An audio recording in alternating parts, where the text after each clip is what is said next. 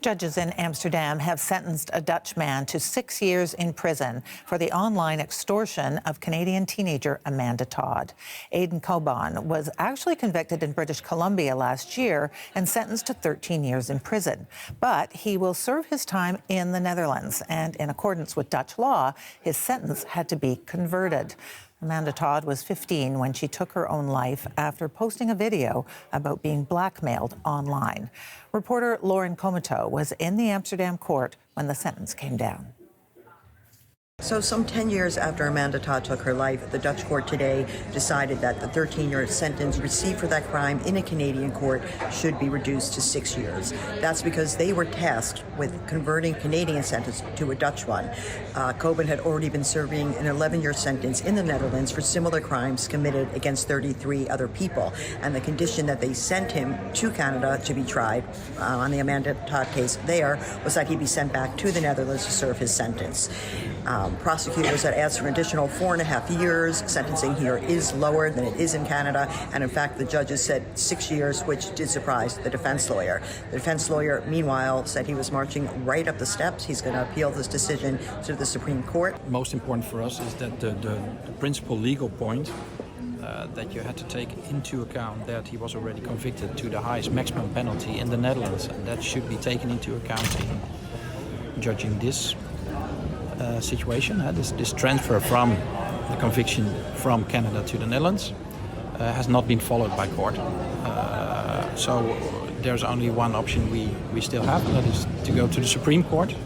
In the meantime, Coban remains in a Dutch jail. He wasn't in court today. His 11-year sentence ends next year, and if the 6-year sentence holds, it will be tacked on to the end of that. Lauren Comateau at the Amsterdam District Court in the Netherlands. To hear her thoughts on this decision, let's bring in Carol Todd. She is Amanda's mother. Carol, thank you so much for joining us today. Another chapter closing here in this terrible crime. How are you feeling about today's sentence?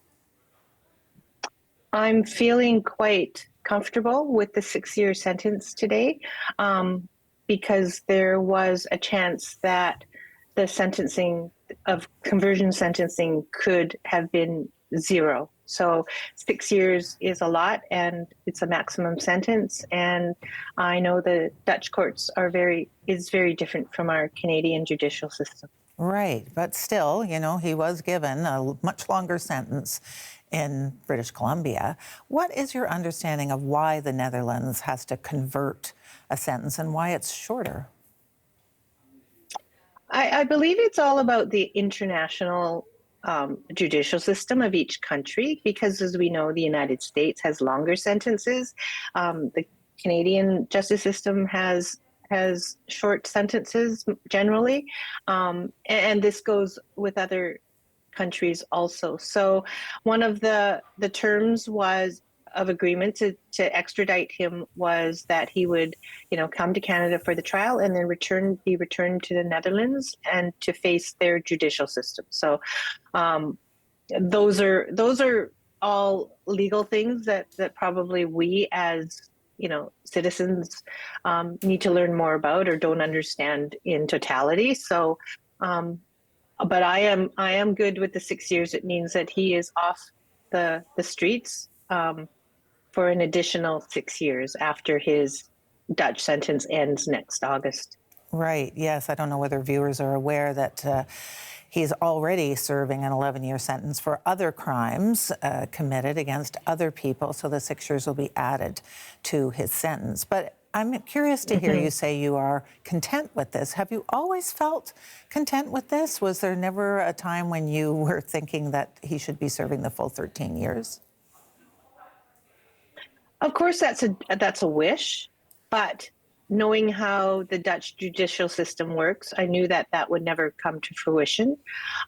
When he was sentenced to 13 years in our Canadian courts, we were all surprised that he received 13 years. I was expecting maybe 6 or 7, so 13 was really good. If you want to look at it in a positive note, this sentencing has set legal precedents in the Netherlands and in Canada for a high bar for other predators and offenders who get taken to court, who get found, trialed, taken to court. And I know that that's a part that Amanda would be pleased about, that her story has created this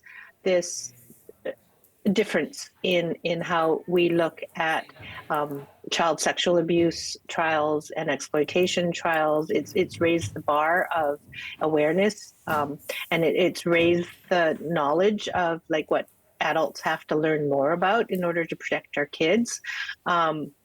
There is, for me, there's more than just the prison sentence. It's about the advocacy, the awareness, the education, and most importantly, it's the conversation that we have to have with our kids, and families and community are involved with that one.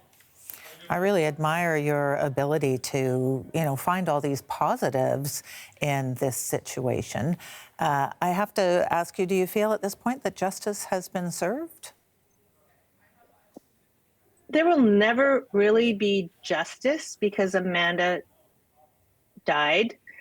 She took her own life. She was traumatized. There were a lot of faults in the system when this was happening to her. Hopefully, we've raised the awareness and asked the questions, and not just me. I've asked the questions, and other people have also taken that and have worked on this advocacy, because Amanda's story is international. It's not just a community story, right? And that's something that we wanted when we got the publication ban lifted. This is a story. Her story is to provide more safety and more awareness and more learning and more education in all the parts of community, law enforcement, education. And this is what's needed to prevent another story from happening. I know that there have been tragic stories that have happened in the duration since Amanda's death, but we need to keep working on that, because if we don't, something's going to drop off, and we're going to see more horrific stories of young people, right? And so the advocacy continues. This is something that I believe that Amanda wanted, because she was the one that put out her story on the video to start with. And she said to me, "Mom, I put this video out because I want people to know the story. I want people to understand it. And most of all, I want the people who victimized me, traumatized me, to stop, to know that I'm not afraid of them anymore." And so we have to take the power back. We have to give the power to those who are victimized and make them strong again. And so I only hope that Amanda's story can do that, and will encourage others to talk about it and to report if something's happening to them. Just one last thing, and that is, you have been advocating for 11 years already. You're clearly still so strongly in that role of being an advocate against cyberbullying and this kind of extortion. What keeps you going at this point? Well, it's about the caring. It's about the empathy. I'm also an educator in the Coquitlam School District, and my role is digital literacy and online safety. So I'm entrenched in it, both in my personal life and my professional life. And being a teacher of 40 years, I've always cared about education and children. And so I think that has driven me into my passion. And I've really, I guess, I have been fortunate that people have gravitated and taken Amanda's story seriously. They didn't take it seriously before she died, but certainly afterwards. And I've made connections of other organizations that are on the same wavelength, the same path, the same caring, right? And so that drives me too, because my knowledge base keeps building. And we learn from real stories, real life stories. And unfortunately, Amanda's is a real life story that happened, although it happened in 2012, and that's almost 12 years ago, right? But her story still thrives, and she did it with her video. So All right. Thank you so much for your time today, Carol. We send you all our best. Thank you.